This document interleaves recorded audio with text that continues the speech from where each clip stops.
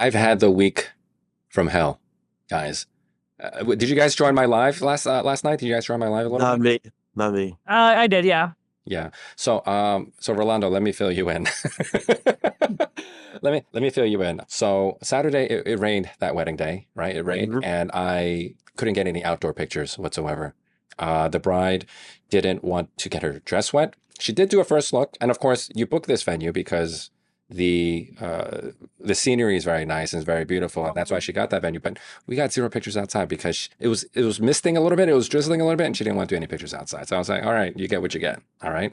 But I don't think that's going to be a problem just yet. I mean, I'm still 2 months away from that ass kicking, right? But but and then on Sunday, I was 45 minutes late to my engagement session because it was a street fair in Hoboken. It took me Right. 40. It took me over an hour and a half to get into town. Oh And man. when I arrived into town, I had like zero gas. I was running on fumes, and when I went to park the car, that's when I realized I left my wallet at home. And thankfully, I had $30 in cash in the car, but the parking was 35. So I was counting like nickels and dimes in the car.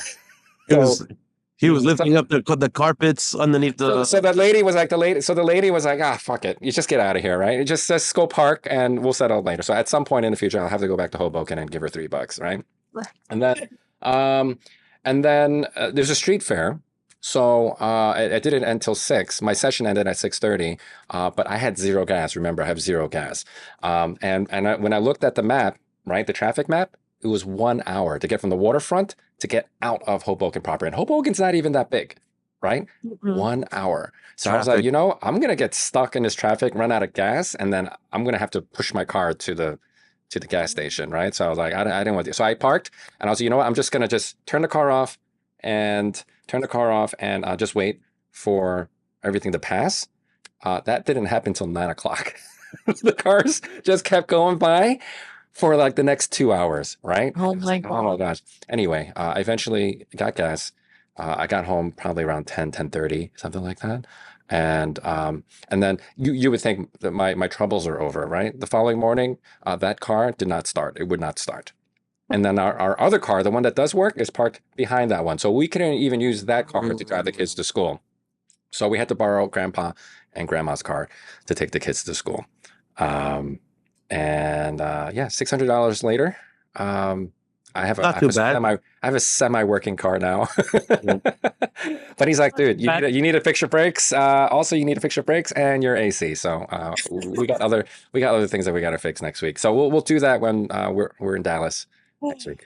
Yeah, yeah. Oh my God. But how about you guys? Did you guys have a better weekend than I did? Um, it was pretty upsetting that the New York Knicks lost Oh. in the playoffs.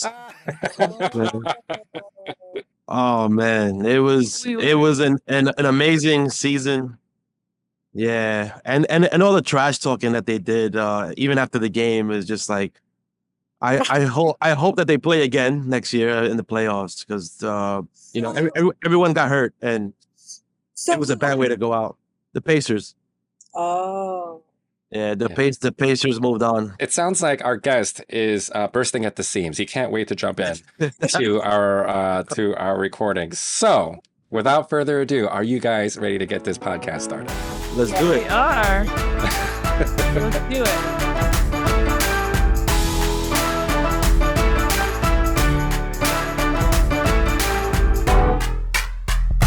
All right, guys, welcome to the Focus AF podcast. My name is Ben, I am Karis. It's Jen. And this is Ro. and we are semi-focused AF today. Focused. I'm holding everything together with duct tape. I'm really doing the best that I can, guys. So about today's guests, we have a very special guest today. This guest is someone whom we met abroad. In fact, this is our very first international Overseas. guest. Is this our first international guest? No, we had Taylor, Canada. He crossed over the Ontario, Lake Ontario. That's what it was. Fine. This is our second international guest. First overseas. That's very important. Overseas. Yes, different time zone. In a completely different time zone. And I met this fine gentleman at a conference. I think it's a conference that you guys wanted to attend some point in the future. Which one was this? This was the one in, not Barcelona. This is the one in Sweden. Way up north. Yeah, way up north in Stockholm. For a while, pre-COVID, we had a lot more time on our hands. That's a lie. We had a lot of free time on our hands during COVID. But before COVID, we had a lot more money. That's what it was, right? We had a lot more money. Karis and I, we took this opportunity to kind of travel around the world to see what other photographers were doing.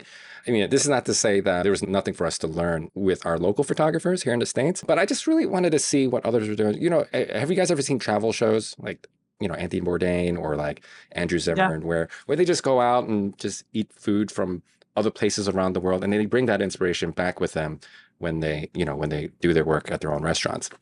So this is sort of kind of what Karis and I were doing. You know, we wanted to travel around and just see what others are doing and maybe bring some of that inspiration back home with us. One of those trips was to way up north, up in Stockholm. I think that was 2019, I want to say 18 or 19 is one of those years. And what I loved about that conference, and that was kind of the inspiration for us to start the Focus AF Summit as well, was how intimate that setting was. You know, sometimes when you go to these huge conferences, it's really hard to meet people because it's easy to get lost. And with these small conferences, way up north, Boda F, you're only talking about a few hundred. And it sounds like a lot, but it's really not that huge, right? And then everyone gets together, everyone's friendly, and all these names that you see on social media, all these really like famous photographers that you've been admiring from afar, you know, they're super approachable, right? They're super cool. That's the one common denominator with all of them, right? And that's what we really, really enjoyed. During our trip in Stockholm, we met one gentleman. We met him in class, and I don't know how it happened, but we weren't able to shake him for the rest of the trip. We everywhere we turned, there he was.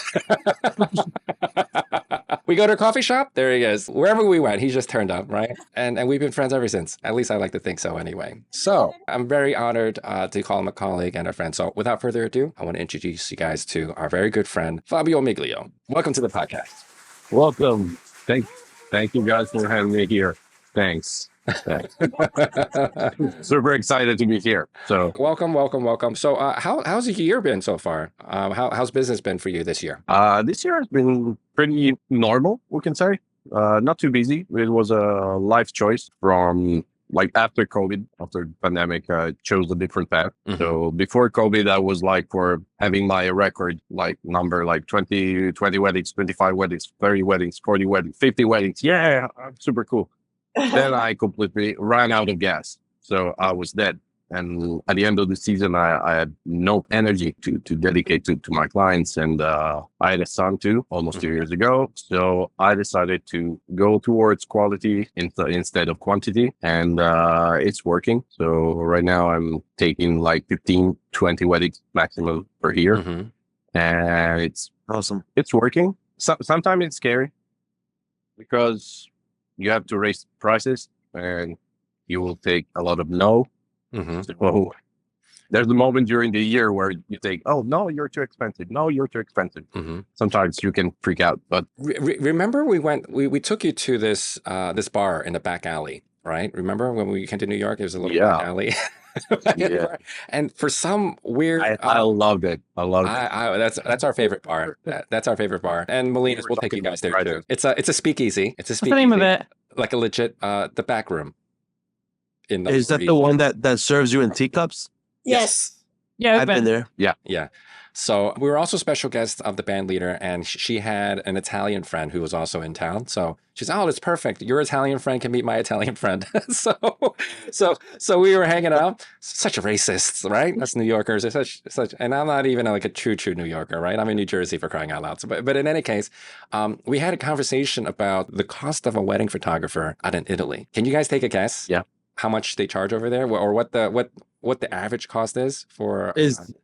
All right. So my question is it similar to Spain? Is the Yeah. similar to Spain? More Yeah. or less it could be. Yeah. Okay. So I would say for a really good, and this was shocking to me when I went to Spain, but anywhere between 3,500 to 4,000 euros, you can get a really good. That's very expensive, I Yeah. think. That's, yeah. Yep. We're talking about normal people because Mhm. then there's those superstars. So they can Right. charge like 16,000, 20,000. Mhm. But they're, yeah, like I don't know if you know like names like Lily Red, or she worked in the United States for a long time on San Francisco and that area, but they're working with really high clients like Mhm. Lake Como. Yeah, among 16,000. those. Yeah, we have some of those here in New York City too, but that's very unusual, you know. Yeah, the average it's around 2,000 and 3,000, Wow. Yeah. more or less. All right. I was close. A And you little get bit a off. pretty And solid it's one. already good. You can Right. get a Yeah. pretty solid one Right. for Yeah. 4,500. You can also find like 1,500 Yeah. without problems. There are a lot of people around there. So my choice to raise prices was also to get out of that zone, because it's like piranha, like, I don't know, the like small fishes. Yeah. Okay, the Royal Rumble of wedding photographers. You're all inside, and everyone's sticking each other's asses. So it's, Yep. Yeah. We have the It's same not exact that thing here. Yeah, it's very saturated here, and I was like, you know what? If you Yeah. think it's saturated here in New York City and New Jersey, like, can you imagine being a wedding photographer in Europe? I mean, the saturation is just probably off the charts. And I'd love to hear more about the wedding business culture over there as well, because my understanding is, you know, if you want a connection with the venues or the planners, there's always money involved. Is that the case? Is that true? not too much for the venue, but for wedding planners, they frequently ask for like 10% or Oh. something like around that. Uh-huh. Yeah. Yeah, it depends. I mean, I always thought that my work, our job is a lonely job. I mean, I'm on my way. I'll do my way. It means that also the connection with wedding planners, if I'm honest with them, they can freely choose to work with me or not, and I'll stack on my way. Yeah. So it depends what you want. It's really personal. There's not right or wrong, but sometimes if you want to enter into a specific market, you have to go to wedding planners, for example, because from a certain point up, it's hard to have the one-on-one talk with your client. There's always be someone in the middle that will speak with them. So before we get too deep, I wanted to introduce you to our audience. Why don't you tell us a little bit about your work history, how you got into wedding photography? There's a couple more follow-up questions to that, of course, but yeah, give us a little bit of your biography, and then we'll go from there. Well, I started 12 years ago, like from the bottom. So the worst wedding that you can imagine, probably I got worse. I don't know what is the worst in the United States, like if you think about a wedding, but in Italy, I have a pretty clear idea about that. So I started to work with other photographers as a second shooter while I was taking my first weddings as a first, and it has been like this more or less until 2018, 2019 when we met. And it changed completely my mindset when I attended the first conference. That was a really mind-blowing experience, because I understood that there's a whole new world outside. There are different approaches to the work. And in my head, I said, wow, it could be cool. It has supposed to be like that. So there's a cool way to do it. And I started to meet new friends like you guys, for example, and it's really about connection with other photographers or with your clients. Yep. And suddenly also all the other photographers disappeared. Like, I shaped my way to work, and I started to find my clients, and it was the best recognition that I could have in my career. Some small awards arrived, so it always helpful to move a little bit the situation. And but it was a process. So I think about myself to be a slow learner. So I need time. I need my time to arrive. So when we spoke at the speakeasy, for example, you were like shocked when I told you how much I charged. And but in my head, it was not right to charge more. Right. Right now, if I think about that conversation, it was super useful to find motivation and self-confidence to raise my prices. And now when I give my prices to the couples, I feel completely fine. Confidence, right. Yeah. But it came from connection with you, other photographers. So Uh-huh. it's a learning process. So Every market's a little bit different, and Yeah. I want to apologize to other folks who, that when you have other people that say, "Oh my gosh, you need to charge double or triple," right? Your marketplace might be a little different. You have your cost of living might be a little bit different where you are. The competition might be a little bit different. You know what I mean? If Fabio actually came to New York City and started shooting, he'd crush all of us because Yeah. not he's like, "You charging what?" Yes. I remember you told me that in 2019 too. So I was like, Watch out. you Watch crushed out. us. I was like, these Europeans come over, we're in big No. trouble, okay? He was probably thinking, I could definitely charge more than this Ben Lau guy. That's right. But the question that we like to ask all of our guests, especially if they're photographers, what did you charge for your first wedding as a lead? the first one, Mm-hmm. I think it was like 500 with an album. With an With an album. Like I was super, I was super happy to You have made zero money with that. no, 300 bucks. It was cash. Big cash at the beginning. For 500 bucks, you can get yourself 6 Moses cruises. I started. No, but listen. I started with the Apple books.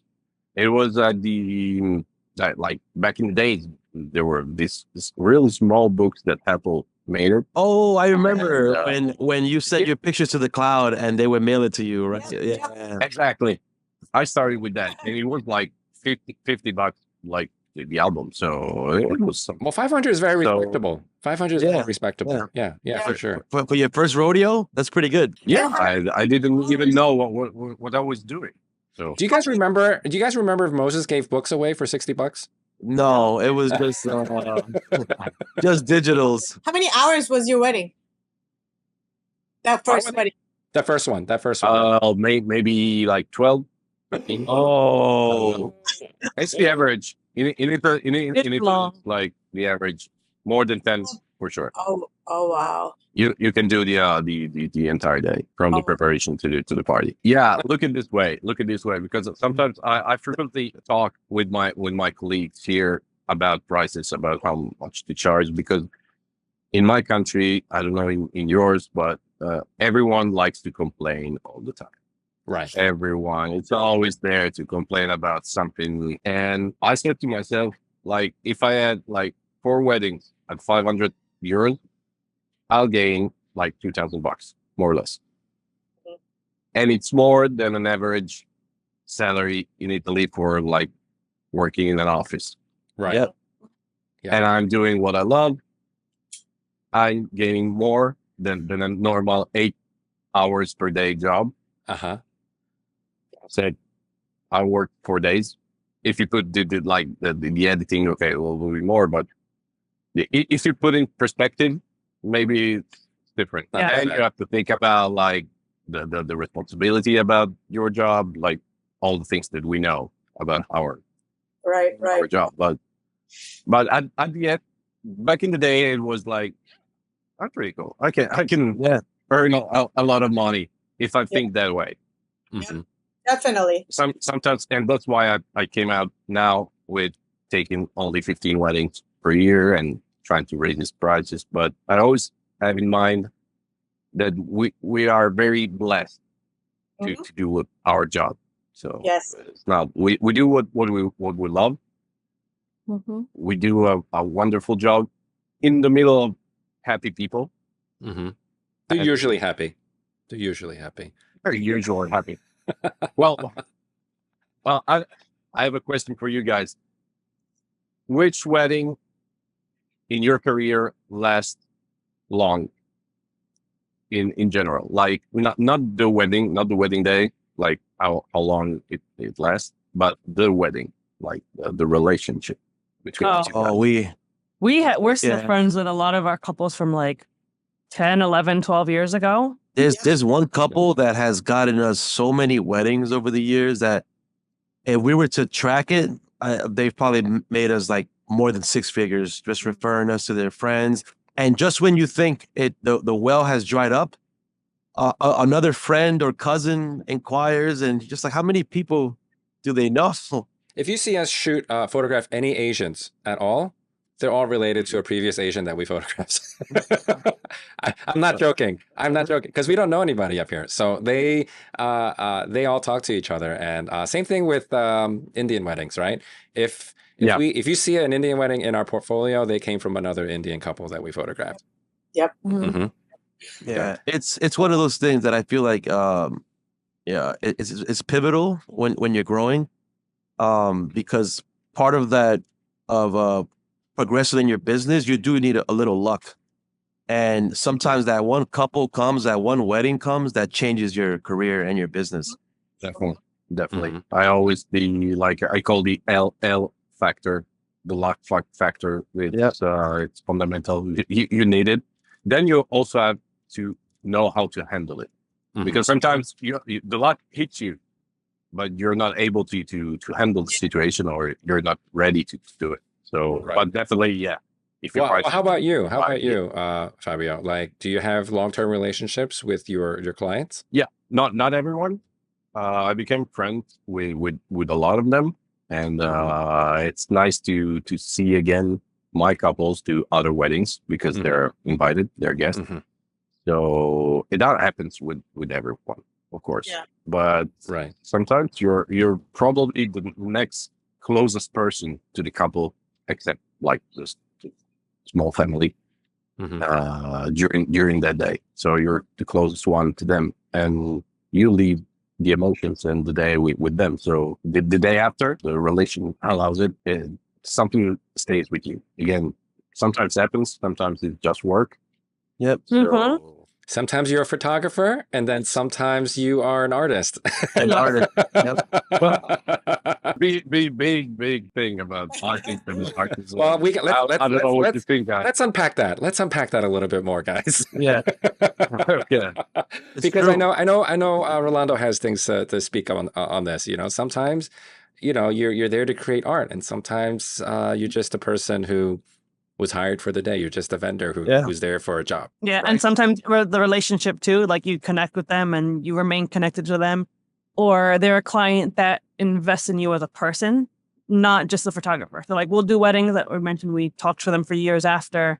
We see them, they see their babies, and there's some clients that are just like, here, images, okay, bye, see you later, and then we never hear from them again. So it's like not even just from like the art perspective, but also the relationship experience can be really different. Mm-hmm. Yep. That's true. Mhm. Yeah. Yeah. But for me, it's like sometimes, well, most of the time, you get the couples that really trust you. They follow your lead. They love your work, and they will follow you anywhere. They'll listen to anything you tell them to do. And there's some that will tell you everything they want you to do. And as long as it's not happening often, it's okay. It's okay sometimes to just service them that way. Like, sure, I'll do whatever you want. Like it is what it is. As long as, like I said, it's not happening all the time, then where there's an issue in your branding and marketing. But it happens sometimes, and I'm okay with it. Every now and then, it's like I don't have to think about being creative, and they just want me to do all these family shots and all these, group shots. Fine, we'll do that all day. It's not a problem.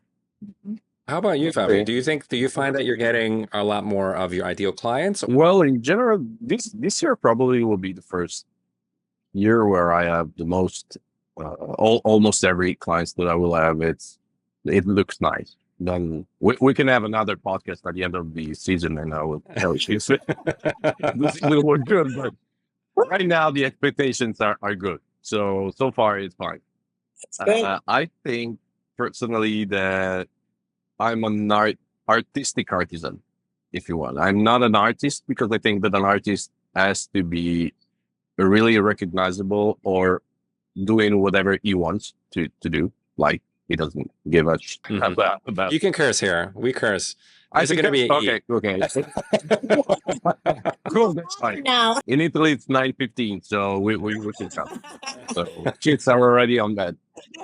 No, I mean, being an artist to me, it's someone that really follows his vision, and he doesn't care about like the client, because the clients choose him or her for his style. Like Mhm. I don't know, Fer, what is he?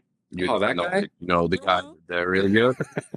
Exactly. I know. Yeah, but if you see a picture of him, you know that it's him. It's a very unique This- way to shoot. In general, if you find other photographers, there can be good photographers, worse photographers. No, doesn't care. We have to follow at minimum a little bit the client's expectations. Yes. Yep. When you follow expectations, you're more an artisan than an artist. If I choose to take group shots completely out of focus, black and white, color, whatever, upside down, hey, I'm an artist. This is what you get. So I hope you got what I mean. Yep. Yeah. Yep. Yeah. So It makes sense. You can put art in your work. You have to, because people choose you for your style, but you also have to follow some guidelines, and those guidelines take you out from the artistic Yep. point of view, I think. Most So it's a good definitely, yep. balance between art and as you said, there are clients that allows you to do whatever you want and they follow your lead.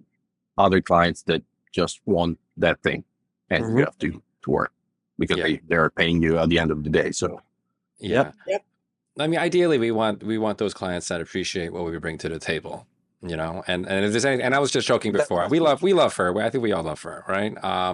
And me especially. So I'm like the president of his fan club, right? When we did our 10-year wedding anniversary photos with him, that was the most important thing that we learned from him. We got some nice pictures from him, but we got a lot of wisdom from him as well. And one of the most important lessons that we learned was like, if you want to you really want to enjoy your work, you should shoot on your terms. You know, if you don't want to get burnt out or anything like that, at the end of the day, we're all artists, right? We still want to create. We want to create beautiful things. And the only way that happens is if you get to create on your terms. If you have someone just barking orders at you and stuff, even if they're paying you really well, it's not going to be worth it at the end. I mean, that's at least that was his feelings on things, and actually that's aligned with how my wife and I feel as well. Even if you pay us a lot of money, if we don't enjoy it, then you know. if I can say, I'm completely agree with you. I mean, the goal has to be find your own clients, like the one that really loves your craft. So that I completely agree with Fer or with you. But sometimes you have to deal with things that you have to do.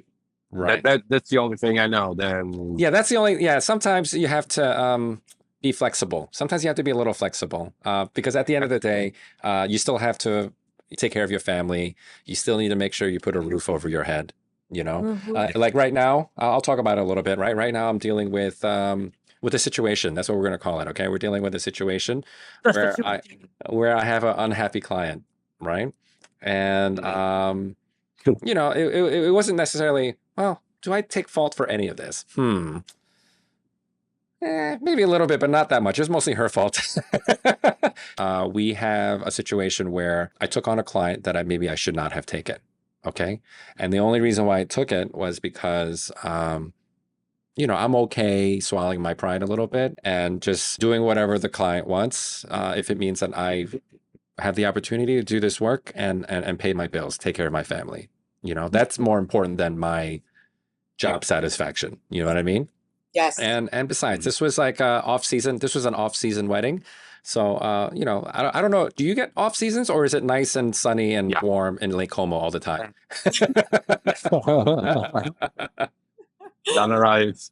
We have all seasons and off seasons, except for this year. This year it's like November one day and August the day after. So we don't know. It's like 10 degrees, 25 degrees, and today was November, for example. But yeah. Well, you have to convert that to Fahrenheit. Those numbers mean nothing to me. But like I said, you know, sometimes having a client, even if it's a not ideal one, it's more important than my own job satisfaction. Sometimes you just got to do what you have to do to pay your bills. All right, be a responsible human. Because, like you said earlier, right? We're all very lucky to be able to do this for a living. You know, there are a lot of worse things that we could be doing with our lives. Fabio, what were you doing before photography? Oh, I had plenty of jobs. I mean, I worked for an espresso company. Like I was selling coffee. I was in the shop, actually. Yeah. like George Clooney coffee. Yeah, I swear. I worked in a bar. I was in an insurance seller. Um, I was an English and French professor, teacher. Wow. English and French. English and French, yeah. And like it was a technical school. Guys that were studied like 3 years for having like young men that studying 2-3 years to become electrician. But the problem is that they didn't even know Italian. So because the level was really low. So I was trying to teach a little bit of like English or French, but it was almost impossible. I mean, so it was an experience. Like, I don't know if you saw Dangerous Minds. It was an old movie. Oh man. Yes. Oh, movie. Michelle Pfeiffer? Yeah. Yeah. Yeah, you know, I'm old, so guys, I remember old movies. But my classes were more or less like that. So a brawl every day. People that, yeah. So That was a great Was that movie. the one with was that Coolio? Did he? Julio sang the song. Coolio, He yeah. did the soundtrack. Yeah. Gangsta's Paradise. Yes, that's Paradise. Yeah. That's with what was the student's name? He was a grown man in high school. Emilio. Emilio, yeah. Emilio, yeah. He was like the oldest student in the Guys, we just lost half of our listenership. They're like, "What the fuck are these Right. people talking about?" So, sorry guys. This movie's older than our listenership. Probably, yeah. Probably. Because that movie came out in 94, I want to say. 93, 94. Let's fact check that, Yeah. right? Yeah, I was 8, 9 years old. Yeah. So you're not old. We're young. We're young. Hey, listen, man. Our listenership in Portugal would disagree. You can go as far as you want on any tangent you want. We can talk about anything you want, and they will listen. Our listeners in Ecuador and Portugal, they will listen for 3 hours if you let them. And more Italians too. We have 2 episodes. We have one's he's Portuguese American, the other one is Ecuadorian American, right? And their recordings are 2 of the longest that we have in the history that we've been doing this. And not surprisingly, they're also the most listened to episodes. And then we look at the map and see where the listeners are coming from. It's from Portugal and Ecuador. So it's pretty amazing. So we'll get some new listeners in Italy. I hope. That would be amazing. So a couple of years ago, you won an award. At Way Up North, right? At Way Up North. Yeah. Yep. Which one was it? Which one was it? Europe's best wedding photographer of the year. It's a pretty big effing deal. Yeah. Yeah, it was. Definitely, yeah. Yeah, it was cool. I mean, it was like winning a championship, like basketball. But the feeling was the same. Yeah. Long story short, I didn't even want it to like compete. Like I didn't want to send pictures before 2021. I was not in the award mood. I was like, I think about myself, I do my stuff, and I don't care. And one of my friends, Swedish friends, colleague, she's a photographer, just sent me a screenshot with "good luck" written below, and it was my name in the competition because you have to be nominated by someone to. Oh, you to can't get nominate. inside You can't the nominate competition. yourself. Exactly. So I said to myself, "Wow, cool! At least one person in the world think that I can deserve it." And so I was already super happy about that. And then an email arrived, and said, "Well, congrats, you're in. Send us like your 50 best picture of the year, something like that." And after like a month or 2, I received another email. "Well, congrats, you're in the top 3. So in Copenhagen, you will discover if you won or not." And then it's arrived that moment, and it was like crazy. When I saw the other 2 photographers, in my head, it was like, okay, it was cool to arrive at this point. That's fine. And suddenly I read my name on the big screen. You guys went there to Web North, so you know how it is. Uh-huh. And for more or less 24 hours, I didn't understand anything. I was in my cloud. I was completely excited. You were like one of your foreign language students, right? Just like, what the hell's going on right now? Just chaos. Exactly. Just chaos around you. Yeah, no, it was completely crazy. But the thing that I understood from that, it was that winning awards is nice. It's super nice because it's self. I don't know how to say it, but It feels good. It feels nice. it feels good. Exactly. Yeah. But it just tells you that you're on the right path. So you're doing things properly. So don't think about, okay, now I'm a super cool guy, etc. During your consultations with clients that didn't book you yet, you ever just like, oh, I was just polishing my my award here. It's Europe's best wedding photographer. Oh my gosh, how did this get here? Funny story. I never had my award, my physical award in my hand. I just had it for like 3 minutes for the pictures. Then they took me from hands and they said, "Oh, we're gonna send you." And then after I discovered that it was the last one, so for 2 years they used the same award for also the other. So no one has the award. Oh, no one has an And- award. They recycle it. I don't have it. That's why I just tattooed it on me because yeah. I said I Cheated out of your I don't have, I will send you. I will send you an award. It costs $29.99, and then I'll engrave it for you. Shipping might be I'm about thinking to do $300, but you know, we'll get it to you. no. I'm thinking to do it myself, but it's like I would be a loser if I do my own awards. Did you at least get a badge to put on your website, on your I have all the budget in the world. Yeah. Okay. All right. In the online world, I'm the official one. I'm the official. I'm European photographer of the year. I have a Weddings Wire Bryant's Choice Award. That's the But badge that I got. But not wedding choice. The best of the not. Oh, but Yeah. You know what? The brides care about that more. I had a crazy year actually after the award because I won the award in October. In December, I discovered to become a dad. So it was like a crazy hell out of end of the year. Then I spoke at 2 conferences. So in a like 4-month span. So it was really like from nobody to wow, cool. Yeah. And the problem is that no. I mean it was a super cool moment, super cool period. But like 2023 has been a really tough year because my son was born. So if you have kids, and I know you have, I don't know you guys if you have kids, but okay, it completely changed your life, like your rhythms and all the stuff. So it's been really tough to manage, to handle a new life.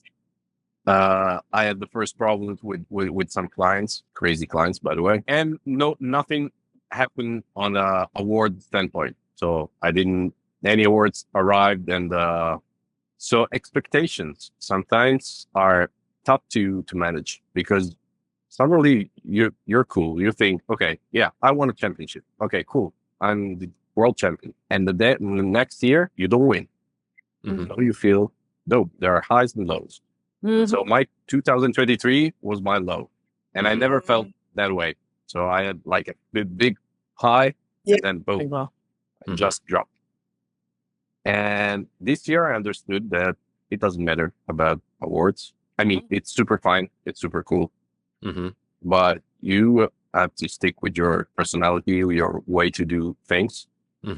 And okay, that's a good memory. Just put it on the shelf, like or you get a tattoo, or you get a tattoo, or you get a tattoo. Hey, look, I can bring with me around the world. There's no space in the bag. So no, Perfect. but I learned, and that's why at the beginning I said it's always a learning process, because from bad thing or good thing, you're always learn something. And now I Yep. definitely came back as a mindset as before. I'm happy. I understood how to handle a small baby. So also that part is now it's going smoothly. That's good. And You can still bring the baby with you while you're shooting. Just put the baby in front of you. I bring it. Yeah. I posted a story like a couple of weeks ago. I had a baby in my backpack. Yeah. To the backpack. Yeah. Put the baby in the backpack. Pass me the 51.2. Would it be funny to get Jackson open your backpack and just like on a backpack and you just shoot with the dogs on your back? You know what? I'm about to make a reel doing that. I don't even think they'll stay in a backpack. Jax probably would. That's me. Yeah. That's my baby and me. And I was working. Did we ever That's bring awesome. kids to work? Well, our oldest turns 14 this year. So we were thinking about pulling him out to work because I started working when I was 8, but I didn't I was paid under the table until I was 14. And then and 14 when I was 14, it was a long time ago. 14 was a long time ago. My first job I was waiting bussing tables. I was bussing tables for I want to say $2.75 an hour. $2.75 an hour. Can you believe that? And no tips. And now you see that my 500 euros per wedding and years ago was not too bad. But they were That's really true. abusing the 14-year-old me, they for sure. 275 is really low. That's another point of view, but but what I wanted to ask was, I imagine where you are because you're Lake Como. I don't know how big of a city that is, but it's probably smaller than like a Rome or. Yeah, it's a small town. Yeah, it's a small town. Como is just about the villas that you have, the venues that you have around the lake, but it's more like I think it in a like 10 kilometers span. You have all the villas that you know. Yeah, exactly. Yeah, we were there last year, and it was like I think we could see a majority of it. Like, we walked around a lot in a day. Really. Yeah. Did you ever run into Clooney? I'm No. doing that a lot. No, they showed us his house. You don't live there. Oh, No, but Fabio, have you run into Clooney? You live there. You see him at the supermarket. No. Well, no, never. But I don't live at Lake Como. I'm 2 hours from there. Oh, but that is your market, right? Is that your primary market? No, not at all. My like the high level clients, it's Lake Como, Amalfi Coast, Tuscany. Well, Tuscany it's pretty different. They're more normal, we can say. Yeah, you can find only foreigners, like Americans a lot, Indians a lot, Mm-hmm. Chinese a lot. Are you getting a lot of international clients, or these are Italians? Already you have people that just come to Italy for having a wedding, so it's normal that they have more possibilities. Yep. But I think that working with foreigners in general, of course, foreigners have more respect for your work. They're more respectful from the photographer figure. Yes. So you're a professional. Do whatever you want. We trust you. Yeah. In Italy, we still have this idea that the photographer is one of the vendors, and we can tell him whatever we want. So do this, do that. I want to that shoot that photo. Blah blah blah. Yeah. So sometimes, and I personally prefer foreigners because I love to speak other languages, knowing other cultures, and it's more interesting to me just looking at how others live the wedding day. So I can find inspiration from going, like in Europe, it's really easy to move with local flights. And it's really like 2-3 hours flight. You are all over. Yep. And you can definitely see different things, different cultures, different way of approaching the wedding. I think foreigners are more relaxed. They're looking for more for beauty, and Italians looking a little bit for more tradition. But sometimes tradition, I have nothing against tradition at all, but sometimes it's imposed. So you have to do certain thing at a wedding because you have to do it. Mhm. And I always try to teach a little bit my clients that there's nothing they have to do. So except saying yes at the right moment, but also that it's not mandatory. They can say always no. Also, it's highly recommended to say yes at the good moment. They can shape their wedding the way they want. And sometimes it's hard to do it with Italians, but it's improving. Younger couples are more like, okay, let's do our way, and who cares about the aunt, the uncle, the grandma that wants to. So if you're doing all these international clients, they generally don't have connections to one another. So how are they finding you? That's not true, actually. It works the same as the Italians or the Americans for you guys.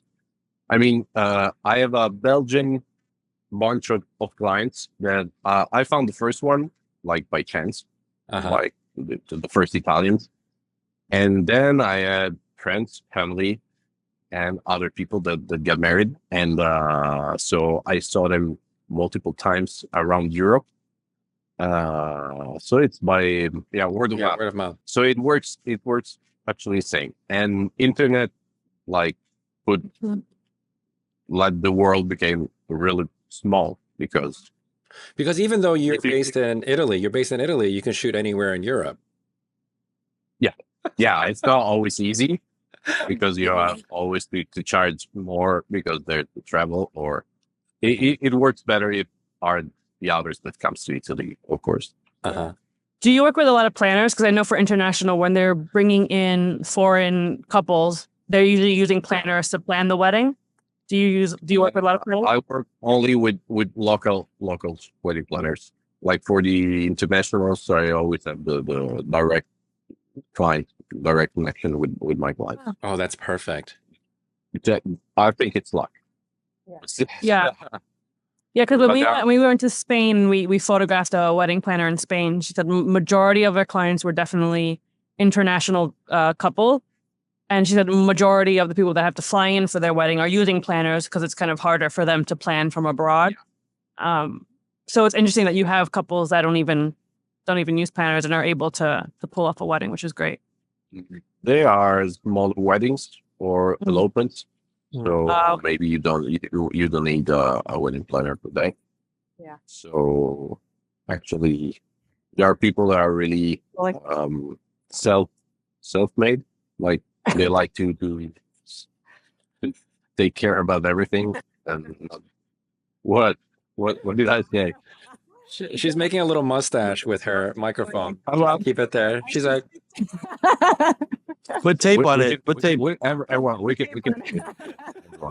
just support Karis. We support you. We're gonna start a GoFundMe for a new mic and headphones for Karis. Guy did not let her in his basement and then gives her the work equipment. The why black not one. hook your wife up? The black one is nice. The one that she has is black. My question is, and this is yours. Fabio's question as well, why do you guys not record in the same room? Ben doesn't let me. No, because He only got space for his awesome face with bokeh in the background. This on a couch right now. You could totally do it. So the camera he's using, he's using D800s, right? Or whatever you're using. It only focuses on one person. because I have it at maybe 2.0 or something like that, 2.0, 2.2. Also, because if you guys see on your screen if you guys look on your screen right now, there's 4 rectangles, right? There's 4 rectangles. Yeah. If she comes to share a screen with me, now we only have 3 rectangles. And then what are we going to do with that empty space? We could put our logo on it. all the dogs photos. Wait, because before when you shut down the camera, there were a line. Exactly. 3 rectangles. So it works perfectly. Yeah. Anyway. I don't know. So anyway, I guess my question to you is like, how do you compete? How do you make yourself competitive in your marketplace? You know, because you've been doing this for over 12 years now. And obviously, there's going to be new people coming into the market every day, every year. So, like, what are you doing in your marketing? What are you doing to try to stay relevant for today's clients, for tomorrow's clients? Well, first of all, I never felt the competition with other photographers, because I feel that if us five shoot the same wedding couple, we shoot it in 5 different ways. So you have to deliver a good craft, so the photography have to stand out, but the client choose you as a person. So my client will choose me and will not choose you, and vice versa. So that's my main mindset from the beginning. I will stay true to myself, and something good happen.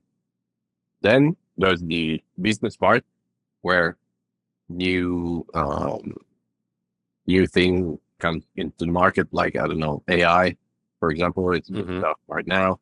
So you have to learn new way of communication, communicate your thing. Like, for example, I personally really suck at like stories, reels, Instagram in general. I'm too old probably for that thing. No, you can't be, because Jenn is the same age as you. First of all. Second of all, I was going to say, being on your Instagram, I was very impressed by your reel. So I'm very shocked that you were saying that. Yes. Well, thank you. They're all like already dumb thing. I mean, it's not me. It's just Instagram that proposed me things, and I just put the image inside. That's what we all do. I mean, I do the same thing with my reel. It's all templates, but you crafted them in a way, like, yes, they're templates, but you have to be selective of your images and the theme that you wanting to show. And what you've done was really beautiful, like your reel about darkness, and then you had a reel about movement. So, like, it was very creative and had your touch. So I would say you're doing very well. Well, thank you. I appreciate. I really do. But you're doing better than Ben. Much better. But that's exactly the thing that I said before. It's me. It's not something that I try to. I'll try to learn new things, but at the end of the day, I'll do my way, and I'm trying not to think, oh, we have to do this, we have to do that. Like last week, I just posted blurry pictures. I saw that. I posted about this, and it's completely not my stuff. I always say I hate blur pictures, except for like a couple of situations. It's a mistake. So if it's blurry, it's a mistake. So I erase it. But right now it works. So when I showed the pictures to a lot of people, said, "Oh no, they're amazing!" And in my head, I was, "Oh, good, it's possible. Well, come on, it's a mistake." So I'll try to. I don't want to follow that trend, because it's not me. Yeah. But putting a couple of pictures like that could help a little bit, you know. And also, if I wrote that it's not me, I find it's a mistake, blah blah blah. But at the end of the day, people don't read what you write. Yep. I do have a question for you, right? So a lot of our listeners, they are struggling in their businesses. Okay, some of them are new to the business, and some of them are veterans like we are. And one of the big reasons why we invited you on today was just to really let people know that, you know, a lot of the struggles that we have as American wedding photographers, it's not something that's unique to us. You know, a lot of the struggles that we experience as American wedding photographers, it's something that's universal. It's something that you experience as well. You know, sometimes you have great clients, sometimes you have good clients. Okay. Sometimes you get to be an artist. Sometimes you have clients that are very demanding. They need a lot of things out of you. Right. So, so in that way, I think that even from a marketing or business standpoint, our approach to getting business is probably going to be very similar too. I think you mentioned word of mouth and it being a large part of how you get new clients. So I guess my question to you is this, right? If you were to encounter someone who's struggling in their business, whether they're new or veterans and things like that, what are some things that you would recommend that they do to kind of take care of that problem, to start getting some work? Okay. First of all, I think connect with other photographers, trying to build a community. The community could be 4 people, 10 people, 100 people, 400 people. It doesn't matter. It's a lonely work hour. Mostly of the times we go to a wedding, we come back home, we had it in front of a screen, and we're alone, except for the people that work together, like the couples. But in general, we don't talk to anyone. And sometimes I think it could be hard to keep a good mindset if you're not having a conversation with other people that has your life. So if you're in a bad moment, so you feel that you're stuck, open yourself to others that have your same problem, and you will discover that no matter what level is, so it could be a super photographer, it could be the first wedding photographer in the industry, we have all the same problems. That's what Way Up North convention taught me. Don't be afraid to share. Don't be afraid to don't want to hide. I have a secret I don't want to share with others. Bullshit. Just open to others. If you have a problem, ask. If you have someone that you love as a photographer, write to him. And mostly of the time, it will answer back. And it's surprisingly beautiful how much it could change. Also only one conversation with a stranger. Basically when we met in New York, we spoke about prices, and that conversation, it's in my head all the time that I have to raise my prices or change my packages. It's always reminds me your voice that say to me, you're good enough, just raise your price. Without that conversation, probably I would have doubts, more doubts. Yes. So are you saying that you meeting me changed your life? Yeah. Now I'm super serious. Don't tell him the truth. Fabio, just say no. Just say no. I cannot say it in a good way or a bad way, but definitely. I'm that serious. Almost every encounter that I had in my life, almost every people that I met on my path changed something in my perception. So, and it's super, super useful to listen to others and share ideas. It's really, really fundamental, I think. Yeah, I think the Molinas and the Laos, we've been sharing that advice everywhere we have an audience. A lot of times when you go to these conferences and summits, the lectures are nice. You can learn something. The photo walks and the classes, they're nice, right? But the real power when you go to these events are the people and their relationships that you get to meet, get to nurture those relationships. That's where the power of these conferences and summits are, So the power is at the bar mostly of the time. So at the bar, I offer you a beer, you pay me a beer, and that's it. Yes, So yes. nice speech. Your pictures are awesome, but let's talk about life and etc. I don't know if you know Ross Harvey as a photographer. He's an English. He's an English friend. No. I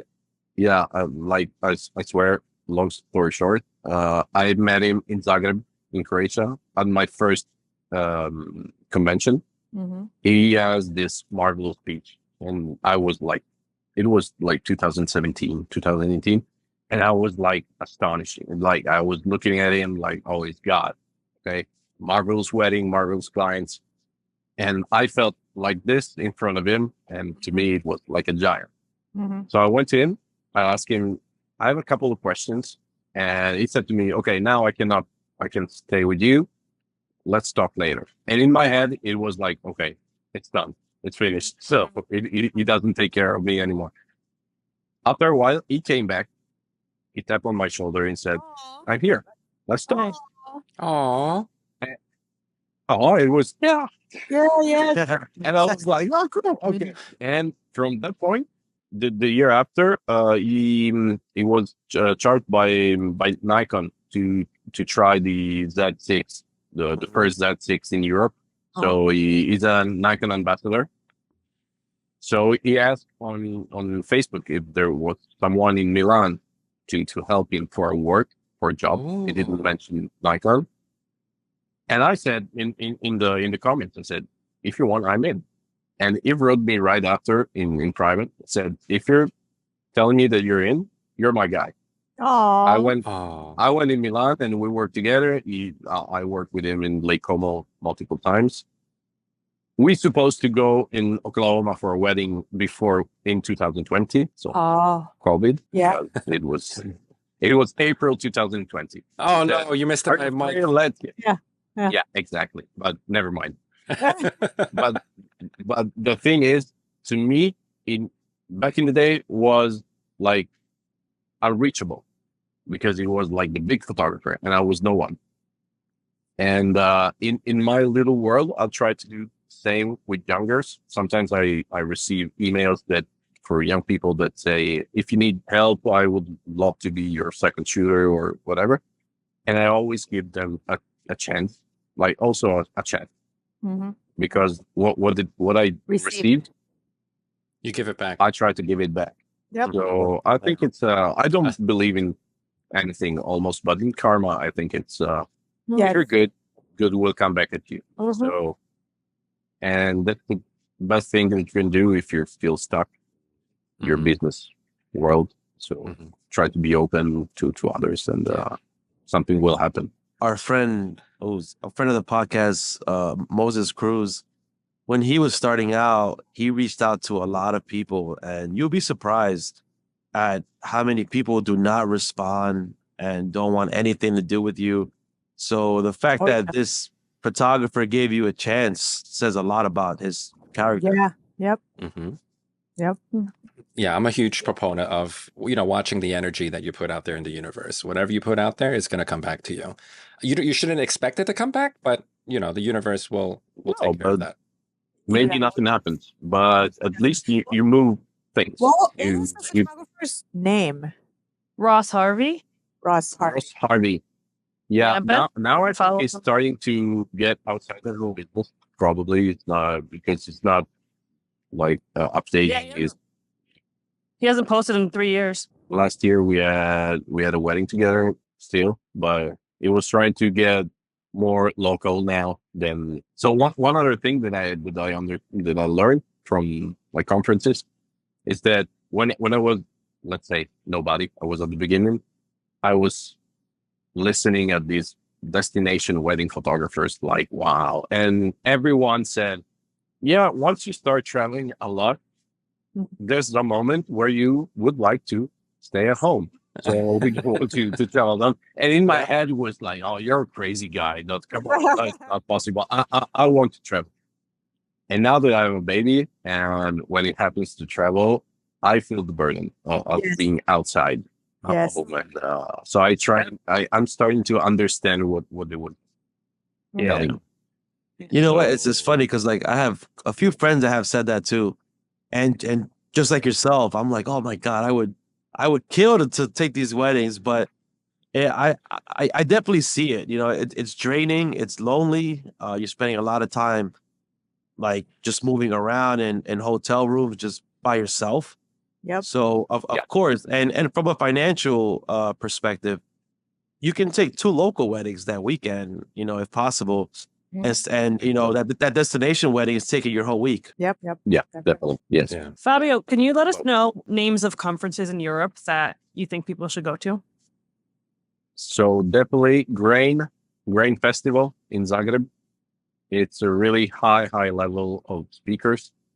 Wonderful community. It's always in Zagreb. So every year around November, I definitely recommend it. And it was my first, by the way. Then way up north, of course. And every year, it's twice a year. And every edition, it's in a different city. Next one will be in Lisbon, Portugal, I think. Portugal. Yeah. So for all the Portuguese Oh. listeners, guys, let's go to Lisbon. All our fans in Portuguese. We're I coming for I you. don't take any money. I don't take any money for this advertisement. So let's go. Then there's the Boda in Barcelona, and I was there this year. It's in La Graciosa. It's Spain. I think it's one of the the Spanish islands. It's basically like 5 or 6 days on an island. All photographers that lives together, spend time with the speakers, as bonfire speeches during night. Molinas. Yeah, it could be. But are these To remember. are these very exclusive, like pricing wise?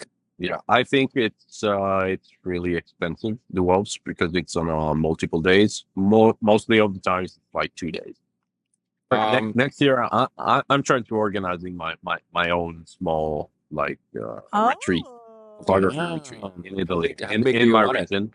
How big do you want it? No, it's a small thing, like 10, 15 photographers staying together for 2-3 days and having experience also outside photography together and spending time for creating a community of people that wants to share. And so the idea is to put together people that really want to give something to others. Staying together and letting know my country, my region. You know what you can also do as a bonding activity is, get those 10 photographers together and lock them in a room and give them 1 hour to get out. Run escape room. But one thing that I would definitely want to do it. I saw it on Way Up North. Do you know Magic? Yes, we saw him at WPI. Perfect. He is doing this 5-minute challenge. It's like 5-6 photographers, 5 minutes each, same couple, same place. Let's see what's happened. What you can do. And that sounds like fun. Yeah, and it's marvelous because you can see the different way of approaching I like that. shooting. The results are completely different. Yeah. And it's super WPI, interesting. they have a shootout, but how much time do they have for the shootout? Yeah, they get 10 5 minutes, 5 but minutes. it's 10, a studio 5 minutes. setting. It's totally it's different. indoor. Yep, indoor. Yeah. Yeah. Like outdoors, it's better. Like if you take a photographer, Yeah. put them with a real couple and give them 5 minutes, like of course everyone's gonna do different stuff. I feel like that's more educational than watching someone with a studio setting because from then they're just changing the lighting. That's all they're doing.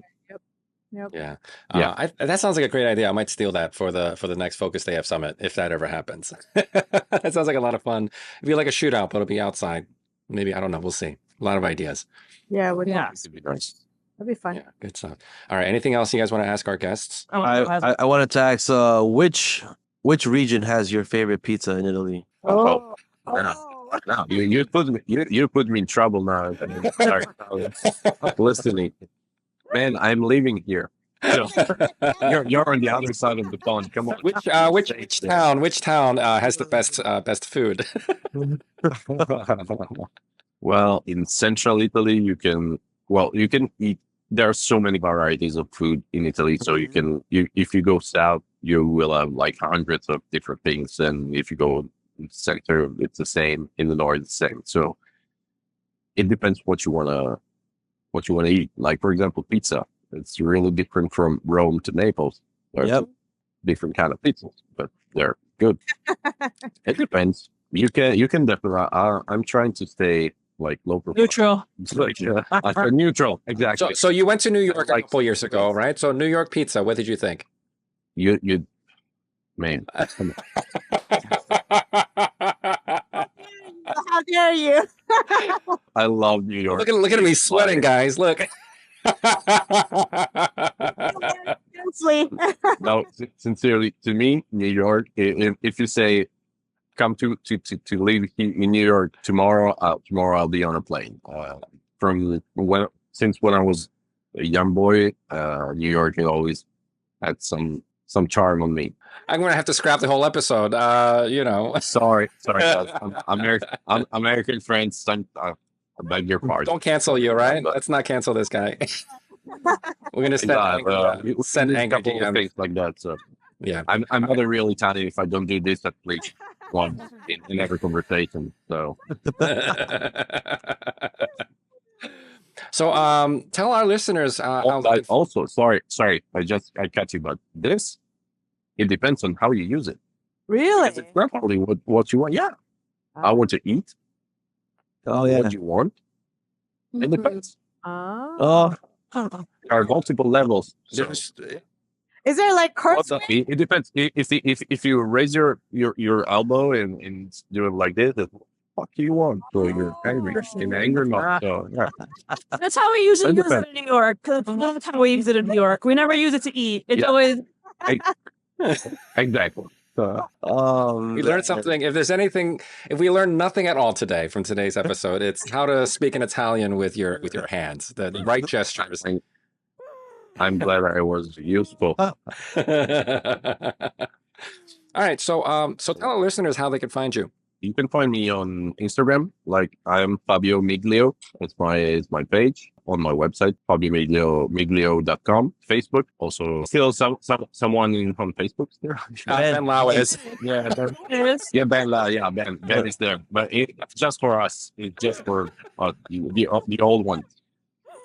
No, it's not on others. On other like Junebug. Are you on TikTok? No, TikTok. No, I can stand. I tried multiple times. I downloaded the app, got inside, lost like 45 minutes of my life just scrolling around.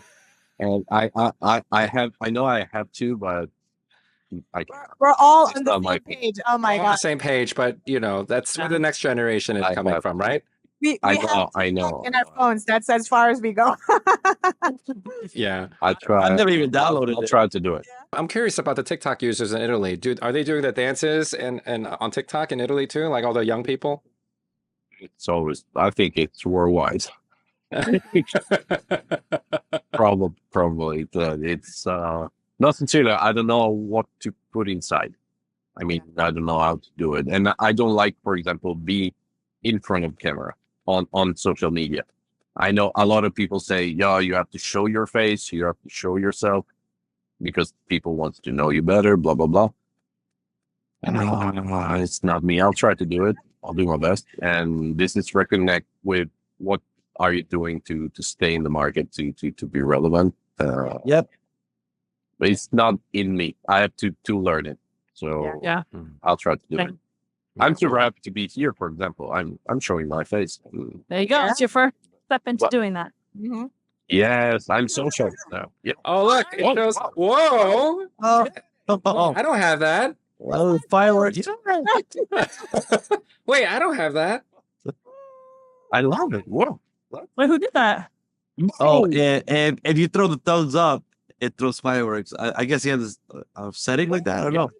I'll do it like this. Let's say again. Let's try again. Oh, I thought Ben was doing it for him. No, I was not. yes, that's it. That's it. That's I think Yeah, I that's tried to- Fabio's setting. Oh my gosh. Oh, I feel well, Well, not on this old I computer. can- This is not going to happen on this computer. Oh my god. it's the sorry guys. It's the Italian magic. It's, Yeah. I can see what it is. let's try to do this. Let's try to do Maybe something will happen. You get a pizza coming your way.